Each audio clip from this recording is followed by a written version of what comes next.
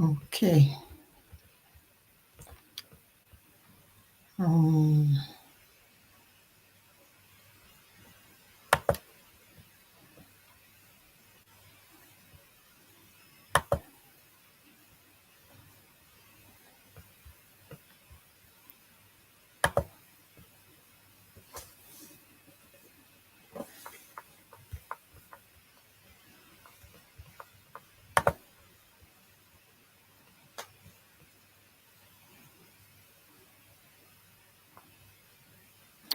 right. Hello, everyone. Welcome to tonight's podcast show.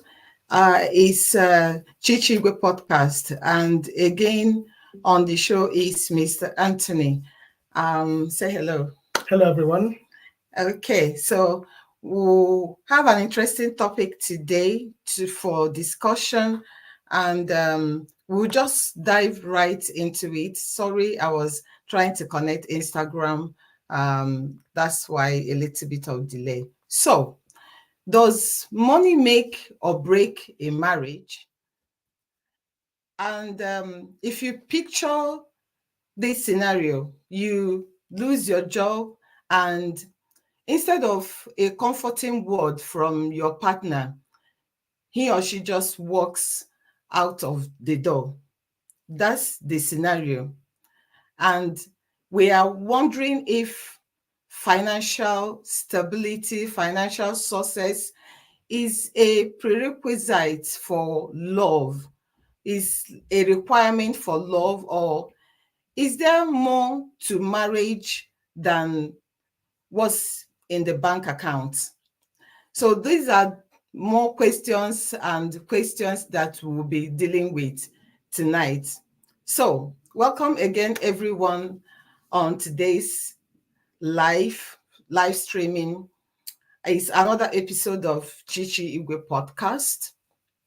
And as we have rightly said, we will be discussing on the show, we talk about relationships and finances. So today we'll be diving deep into one of the most uncomfortable but very necessary topics that we kind of is a necessary conversation in marriages that we talk about, and that's about money.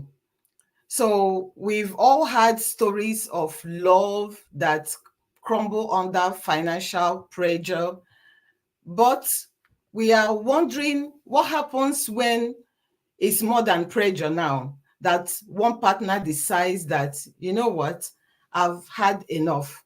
I'm going out of the marriage. What happens? Should financial struggles become a deal breaker? Or is marriage truly about riding the highs and the lows of life together as partners? Is that what it is? Or should we be preparing for marriage and looking at already, if you are preparing for marriage and or you are already in marriage, what is it that you want to, kind of look at? These are the things that we'll be talking about today. So I'm sure that you don't want to miss any of these juicy topics. So let's dive into it. There is a lot of pressure going on in today's relationships from those that are getting married and those that are already married. People are wondering, upon considering other preparations they have to make, we know that financial preparation is one of them, and they are wondering, what is the measure for financial stability? If I am saying this person needs to be financially stable, what's my measure to, what's the yardstick to measure who is financially stable and who is not?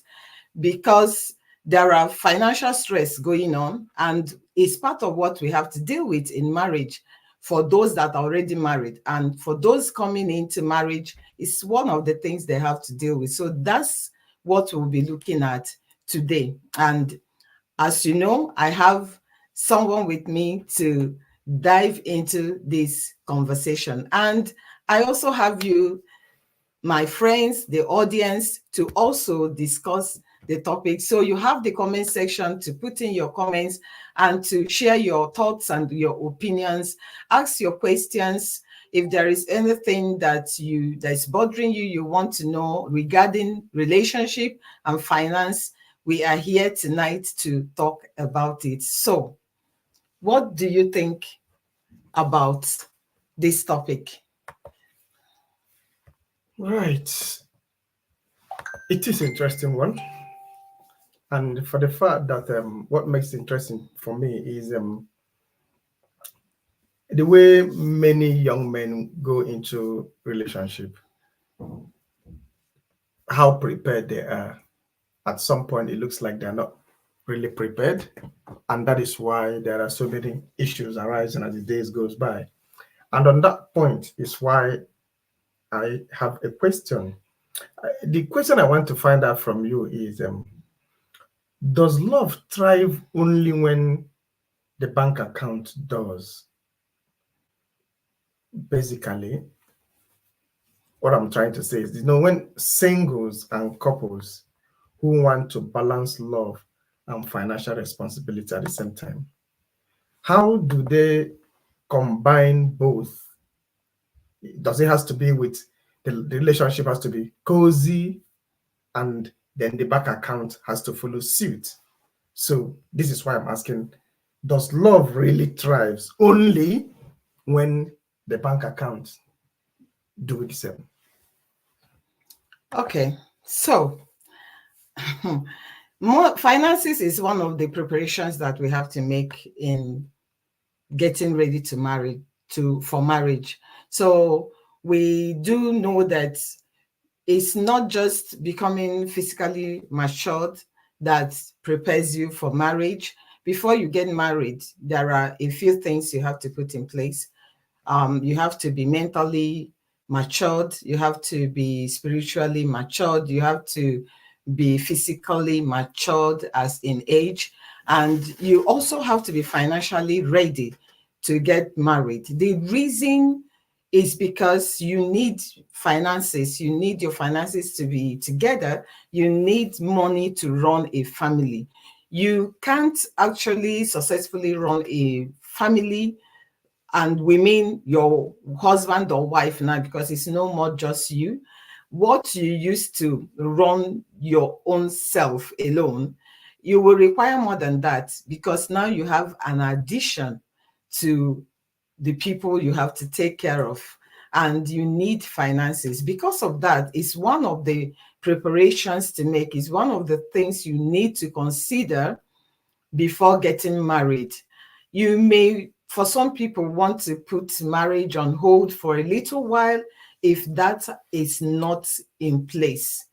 And I know that a lot of people today are asking questions and wondering, okay, if we have to think of financial stability, what's the yardstick to measure when a person is financially stable? But there is an important reason why you have to make sure that you are financially stable, or the person you're getting married to is financially stable. Now we are talking about singles, but let's not forget that a lot of marriages are having financial stress and pressure, because one, it could be because of the economic situation of the global economy. We know what it is like today, and that is putting a pressure on families, and people now have to have that difficult but necessary conversation about money. And for some people it's going well, for some is not. So there is a pressure and a stress that is caused by finances on relationships. With all of this now, answering the question of whether the bank account had to be fat, or whether considerations had to be made as regards to the bank accounts, I guess that what we should be looking at is not the bank account, but about financial stability. And if we then talk about should the person be financially stable? I will answer it in two parts. Number one, I will say that yes, they have to be financially stable before you get married to them. And for you, you have to be financially stable before you get married to somebody else. So with the financial stability, it doesn't mean that things may not happen, that life won't happen, but it means that you are prepared for what is coming. And it's not going to just swallow you up the moment it happens. But having said yes, that you have to think about it, I didn't mean that you have to look at how much like the person must be having this certain amount or have this huge asset here, things like the fat bank account and all that. We know that financial freedom, financial independence, as we talk about it, that it depends on individuals. So you will be thinking about whether you and this person is going to be able to meet your financial needs. You don't have to look at other people and what they have, because if you start considering what is financial stability for another person, you might miss who is supposed to be your husband or your wife. So that is in answering yes. And we are talking about people who are considering it before marriage. But I also will want to buttress what I have just said. If we say yes, you have to consider it.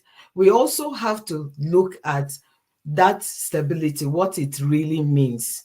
For some people, they have a lot of wealth in them that we don't see.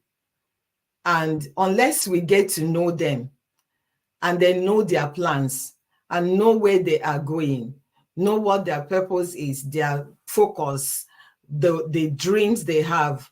If we don't know that, we may just conclude by just looking at them or a little interactions with them that they are not financially stable, when actually they might be more financially stable than the people that you are looking and thinking that they are. So what I mean by that is, remember some episodes ago, we did talk about wealth and what it means. So I'm looking at someone, let's say, for instance, somebody who has is a young man or a young woman, maybe in their 30s or late 20s, and adding a lot of values to themselves, doing a lot of personal development. They are learning skills.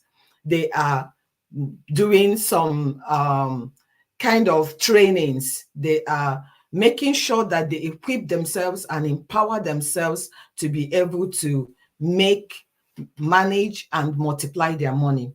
And it has not started showing, to the physical eyes, that they are wealthy.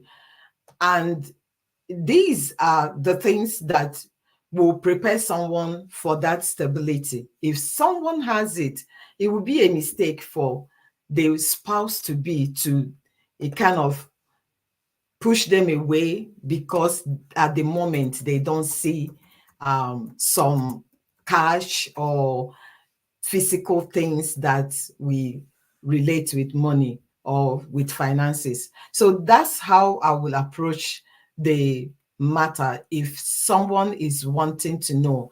The answer is yes and no. So yes, that financial stability is important to consider because you need money to run a home. But no, when you are looking at it in terms of physical cash and assets and things you can see, I want you to consider what is inside the person. What is the makeup of that individual? What values do they have they can, exchange for finances?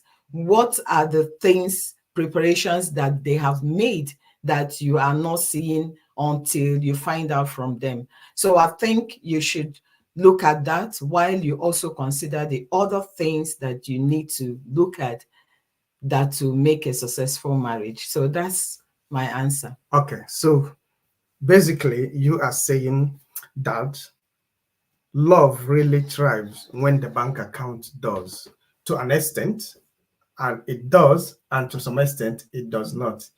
If you could kind of give me the percentage of it, when I say percentage, I mean if the person really has the real good money, does it mean that it will thrive effortlessly? Or if you are to start life all together with that person, does it mean it will start gradually? So I really need to know the percentage, because to me it look like you want to slightly sit on the fence, right? I don't want to tell me verbatim yes or no, like you have to, but I really need to know which percentage is high. Okay, so we might look at numbers, because what is for instance, financial freedom to you may not be the same amount for me. You might need more than I need. I might need more than you do. But what's important and what people should be looking at is their needs, and Okay. considering if it can be met with the resources they have available at their disposal.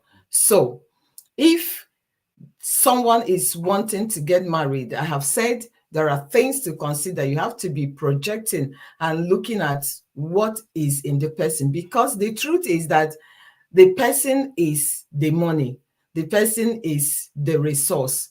That person is an embodiment of what will meet needs. Okay. It's just not physically seen. But if it's in them, then you have it. I understand. If it is not in them, you ask someone, what's your goal? What's your 5-year goal? What's your 10-year goal? Where are you going to? Because you're supposed to be following the person. In the case of a woman, you're supposed to be following that individual. If they don't know where they are going and they have no plans, then is a no-no. And if they have a plan, but they are not telling you how they plan to achieve that plan, or what they have put in place to lead them to where they are going, then it's also maybe not the right time to get married. Maybe Okay. you can put a hold on it until they figure out, because if they have a plan, okay, I'm going to build 10 houses, I'm going to travel to America, I'm going to buy a jet, but there is nothing you can see that is working towards achieving that, then you know they are not prepared yet. But if you see that they have put things in place and it is possible because of what they already have inside of them, then it's a possibility to get married to that person, even though at the present moment they haven't got all of that all together. Okay, I get that. That leads me to my next question, because you kind of touched my next question, but I'm still going to ask it so that I will understand a little bit more. My next question will be, we live in a world where there's high rise of entrepreneurship and fluctuating careers. People keep moving from careers to careers, and people want to be self-employed and do things on their own. Many couples are now navigating their financial struggles together. My question is, can a couple truly grow together if one partner struggles financially? Okay, so welcome, Tasha. I can see you. Thank you for joining us. And I've seen your contributions and your questions. I will get to them in a jiffy. So let's take the question. You want to know if, with all the challenges, whether it's possible for couples to navigate together. Yes. Okay, so yes, it is possible for couples to navigate together, but it depends on the couples. But many people do say that if they if they start life together, that they tend to grow more together. And others think, I would really like to marry somebody who is self-made. And it's on that note that I'm asking my question, that does love thrive only when the can a couple truly grow together if one partner struggles financially? Yes, it is. But like I said, it still depends on the partner that is struggling and the other person who is not struggling. If one is struggling, both of them are struggling. So it depends on them, the mindset they have, the attitude they bring with them, and a lot of other things can determine whether they can pull through together as a couple in that challenge and come out, or whether they will sink in it. So we can go into looking at some of the things that can make it happen. For instance, if someone is blaming someone for the situation they are in financially, then it will be so difficult for them to navigate that situation with the other person. It will be so difficult. So if they are teaming up and working together and know that is their challenge, is a possibility. A lot of people actually want to walk through things and come out the other side than just come into what is already made, because they believe that it creates a great bond between them. Yes. So it's something that a lot of people go into, and they do it in good faith, hoping that when they come out of it, it's going to make them much stronger. So it's not something that is unusual that people navigate financial challenges together. A lot of people do that. All right. Yeah. Okay, I get that. So can I just go through a bit of what Thatcher said? Okay. So let me just read it out. As a person who married without financial stability due to the circumstances from both sides, I agree. I believe it is much easier to start a life together than struggle and starting from literal zero. Not impossible, but difficult. Yes, I agree. That's what we are talking about. So I think you have a question. Thank you. But would like to add that it helped us in a way.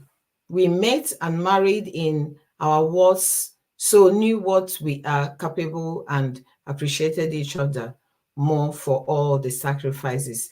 Exactly the point that I was making. Yeah. So some people prefer to come and start from scratch, build together with the person, because for some women, they believe that it's going to give them a say in that family, in that marriage, than when everything is set up. They don't want to come and be hearing someone say, it's my house, it's my money, I made you, I did this and did that. They want to have this freedom and have a sense of belonging, and also be treated like with respect and with dignity.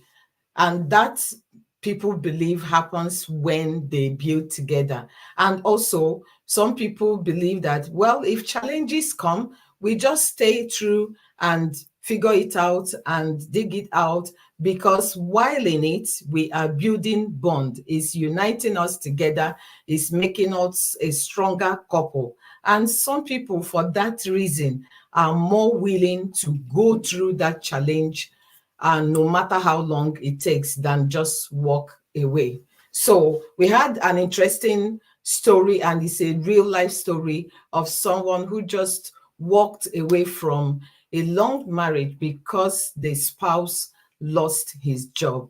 And the only reason she gave is that she doesn't want to be the breadwinner. She doesn't want to carry the burden of the family. She is not sure when the man will get up financially, as she put it. She's not sure if the burden will not remain on her for a very long time. And it's not the life she bargained for.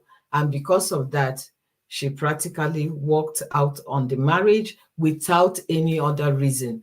And some people may be wondering, are such people existing? Yes, they are. What people want in a relationship are different. Different people with different desires, goals, dreams, and wanting to achieve it. And so they do exist. While some people want to stay and, sort it out, some people are not willing to go through it with anyone. They would rather just walk away. So it is a real situation. And that's part of why we are having this conversation. So thank you, Taja. I really appreciate your comments and your contribution. Thank you very much for joining also. Okay. Looking from the story that you just shared, I'm going to ask you my last question, which is balancing financial expectations and emotional commitment in marriage. These two things are things people really struggle with because the expectation is there and the commitment in marriage is there. I know that typical women would like you to give full attention to it, and another guy will also want to go and make money. My question is this: singles and married couples are evaluating financial demands in relationships and what it means for them when they talk about long-term commitment. They struggle because they want to understand exactly, because I'm into this for a long time, so I don't want it to be one-off kind of scenario. So, but when it comes to balancing a financial expectation and emotional commitment in marriage, how do you balance this, knowing fully well that there must be a breadwinner and there must also be emotional commitment? And some men will say to you, well, if I'm going to go and win the bread, because this day bread are really hot. When you go to bakery to get a bread, it's in hot oven. So they think, oh, my hands will get burnt. So if I'm going to go and get burnt in the bakery to get the bread, the emotional part of them wouldn't be there all the time as a result, because they are not seeing the bonds they collected while getting the bread from the oven. This is I'm just talking a story, painting it the way you would understand it. So my question is, how do you balance the expectation, the emotional and the financial side of it? Okay. So I'm going to answer that with one of the recent posts that I made about people comparing themselves with other people and wanting what other people want, not considering what they really need. So that's how I will approach it. A lot of people, like I said earlier, they have different desires and dreams. What you are pursuing is not what the next person beside you is pursuing. People are on their lane and running their race. And that's one of the important things that we have to know and apply to our lives, that we are all different and our expectations are different and our needs are different, especially our emotional needs. So we don't have to just, copy the Jones and want to be like our friend. If we can contain that and manage that aspect of our lives, everything will be okay. Because somebody may be needing 1,000 while the person needing just 500 is much taken care of, because it depends hugely today on lifestyle and needs that already exist. So what I would say is, if you are in a situation where you are wondering, how do you balance the emotional needs you have with the financial needs. Yes, you have to go and make money, but you also, for instance, some women will also want some quality time together with their spouse. Something like that makes it for them emotionally, but they have to go and make money. And perhaps the man will have to be out more there, out there more to make money and spend less time at home. So that is why I made the post, that you have to decide what's most important to you. So if your friend is wanting so much money and wanting wanting their spouse to go to work and maybe spend 20 hours at work and spend just 4 hours at home with them or even less, and they are so happy because their priority is to get the Gucci bag, get the bone straight, get this clothes designer, and get this person sorted, get the other one sorted, and to look good. If that is their goal and their dreams, you have no business copying that person, because your priority is to fulfill your emotional need, which is to have some quality time spent at home with your spouse. If you start sending him like your friend's husband to go and spend 20 hours at work, then you will be suffering deeply while your friend is thriving because her needs are met.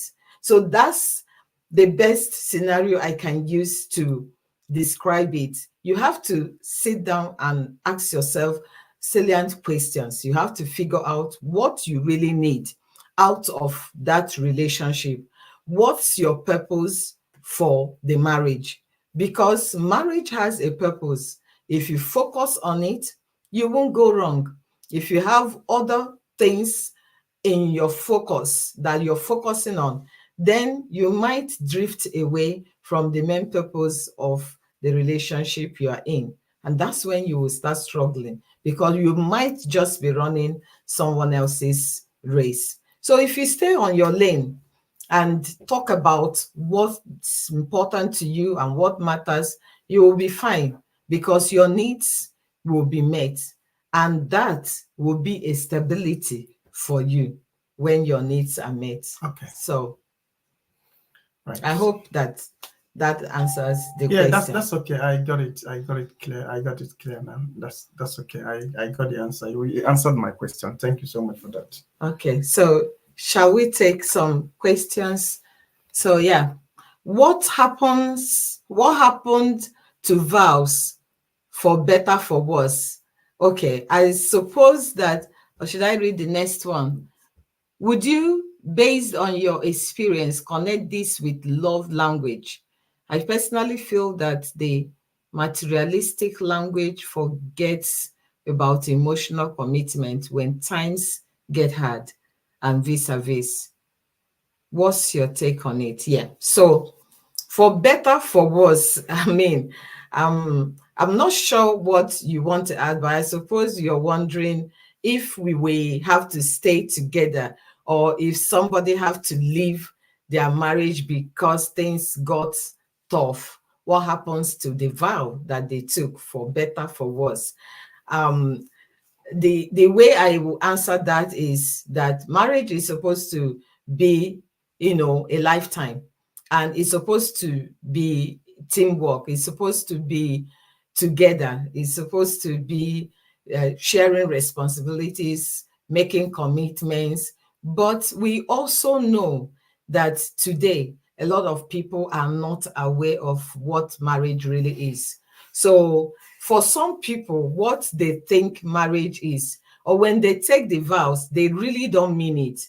They just want it done with quickly so that they can enter into what they think is marriage. Because for them, for some people, marriage is just, okay, now I will just have one sex partner, or now I will have someone who will be taking care of me. Maybe it's a lady, they think, okay, now somebody will be picking up my bills. Or for a man, they think, well, someone will now be doing my chores. When I come back, food is ready. Someone will take care of me. I will have someone to, share my life with, something like that. That's the kind of image that a lot of people today, especially younger generation, that's the image they have about marriage. But we know that marriage is more than that. Marriage is not just about what I can get or just what I can, receive. Marriage is more like a ministry. It's more like a commitment to is if I use the word obligation, it would be going to the extreme, but it's commitment, and you are entering it to serve than you are going to be, you are going to be like a servant to someone, making sure that their lives get better, that you add values to their lives, that you help them fulfill their purpose in life, and all of those things, and that you create and raise godly seeds, which is one of the main reason God the main reason that marriage should be carried out, like to raise godly seeds, to keep companionship. So some people don't think more in that line. They just want to meet one need that they have, that they think they have, and that's why when it gets tough, they walk away. So I would suppose that this young lady that walked away from marriage because of loss of job, that when she was entering into marriage, her sole aim is to be taken care of. Someone who can conveniently and comfortably give her the comfort that she wants in life. And that's her definition of marriage. So for better, for worse, depends on who is taking the vow and whether they really understand what they are saying when they are, whether they are actually taking a vow or just reading some lines. That's what I will say. And coming to the next comment, I will say, well, it's kind of the love languages that we have. One of them I talked about, quality time. It depends just on what somebody wants out of a relationship. And that's why we say before you enter into marriage, if you're single listening, you will have to sort a lot of personal things before entering into marriage, because marriage is not what I don't know. Marriage is not just what you get into and then all your problems are sorted. You are actually entering into it to get better and make the reason you are here to carry it out. You're entering with someone who can help you to fulfill it and who you can do the same to. If you don't already know your purpose, if you don't already know your identity, if you have not built character, if you have not sorted your mindset, if you have not added values to your life that can help you fulfill your commitments and responsibilities in marriage, then you should put it on hold. You should wait and sort those things first. Because if you don't, you will get in and not really know what your needs are. And so you will be pursuing other people's needs and wants and leave your own unmet until it triggers you to think something is wrong. And then you will be handling your marriage as though something is wrong. So that's what I will say. Let's not forget those things that really make it for us, our values and our, like she rightly said, our love languages, and pay attention to them, because that's what gives us stability. And that's when our needs are met. I've met people who say to me that love languages are not really ideal because they believe that people say it to get away from say like they had a beef and they had a particular love language they call themselves. When I say love language, like names people partners call themselves and stuff like that, he said no, he doesn't believe in those names because I want to be genuine. I want people to call me who my name is. And he says, why call me honey when I know I'm not honey? My name is Uche, so I prefer to be called Uche. So if you call me honey, I think you are exaggerating it, to either get something from me, or it's either you're just saying what you don't mean. That if you, what you should mean should be your things that come from your mind, and not call people names that are not their name in true sense. So now, what do you think about that? Should people use such love languages when they're in romantic relationship, or just call them their names or stuff like that? I would say whatever works for you is it's not a one size that fits all marriages and all relationships. When you are in a relationship, you know what you are looking for, and that's why it's important that you determine that first before looking for who will ride with you. Okay. So if you already know what you want, and then you discuss it and it works, then that's what you carry out, because that's what fulfills you. That's what meets your needs. In this case, we'll be looking at emotional needs. If it meets your needs and raises your ego and makes you feel comfortable that you are addressed in that way, or such compliments are given to you, or such things are done for you, then that's what you will work on, if it is okay with your spouse. All right, so I have to sit down with her and say, hey, darling, I want to choose a particular name I'll be calling you. I want to be calling you Moon, or I want to be calling you Star. So these two, which one do you choose? So she has to agree, okay, I prefer Moon because Moon shines always, or Star. If I do it like that, has it not defeated the purpose? So what I'm trying to find out is, must I have that discussion and say, this is the name I'm going to call you. Let's agree on what name you prefer to be called as pet name.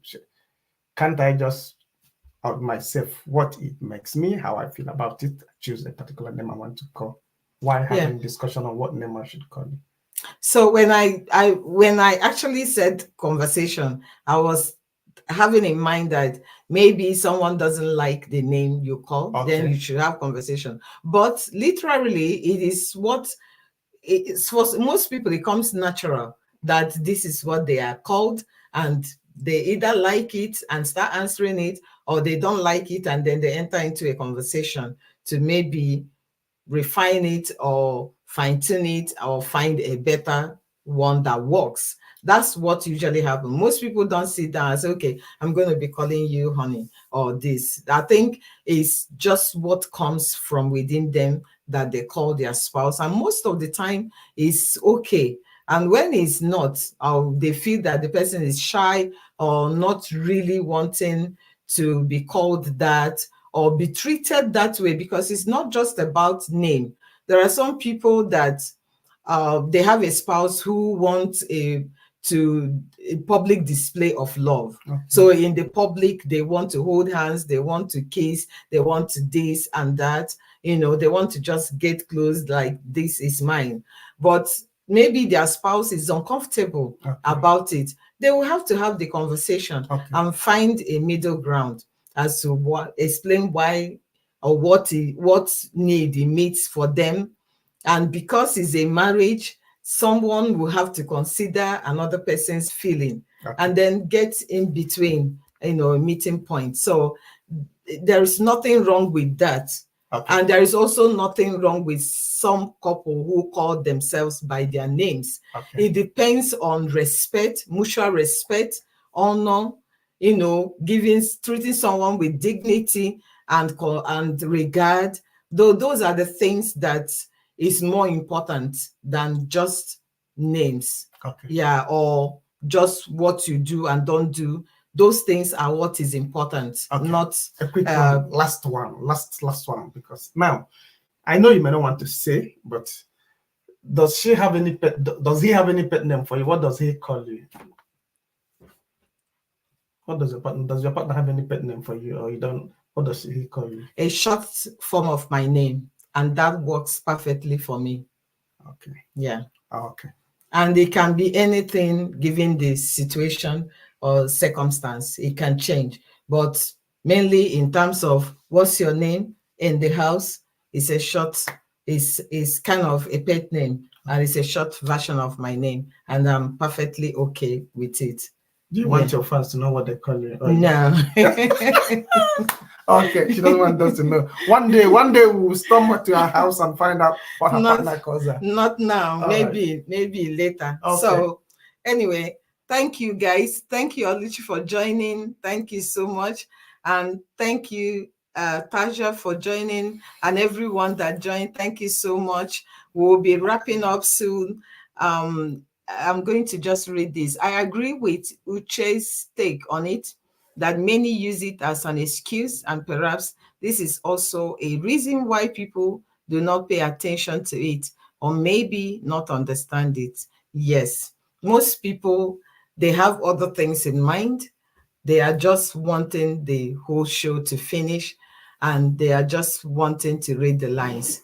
And for some people, even in some families, the name is not really important. Some people can call honey, and that I have someone very a relative of mine, that the husband and herself, they call themselves D, and all that, but it was a disaster. So it's not about the Maybe name. the D is a disaster. That's the short form for disaster. D, disaster. I mean, D. it's darling. Oh. Yeah, but it in reality, that's not how they treated themselves. So it's more of, like I said, respect, is honoring the person, treating the person as a human being, first of all, and as a darling, and making sure that this is the most important person in your life, and they deserve to be treated better than you treat anyone else. And that's how marriage should be conducted.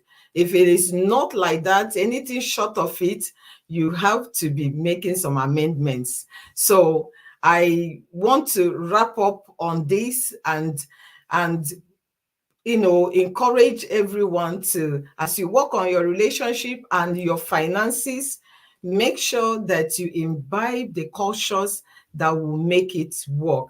Yes, there are financial challenges everywhere.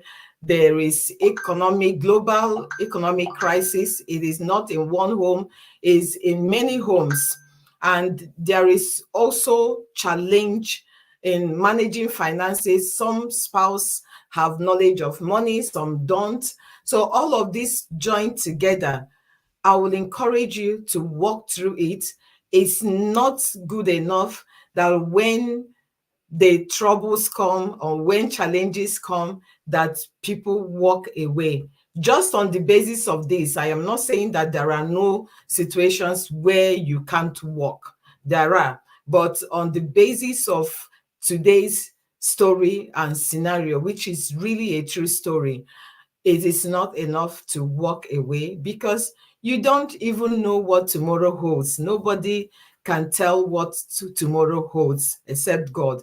So the person you're walking away from, you never can tell what they become. So make sure that when you're entering into marriage, that you enter in the boat with someone that you are happy and willing to spend the rest of your life with, come rain and sunshine. That also doesn't mean that somebody should fold their hands, just stay at home and expect another person to take care of them. On that note, we'll be wrapping up tonight, and I would like to say a big thank you to all of you that joined, and for others that will be watching the replay, I want to thank you in advance, and I would really like you to tell me where you are watching from, your name, which country and city you are watching from. I will appreciate that, so that I can relate with you on one-on-one, and also personalize my relationship with you as we build a community and a family. So thank you so much, everyone. Thank you very much, Taja, my friend. I really do appreciate your support and your contributions. Thank you, and God bless you. And everyone else, thank you. Have a very pleasant night as we continue to grow, build an amazing relationship and finances. Good night, everyone. Bye-bye. Bye, everyone. Bye. Bye-bye. Bye.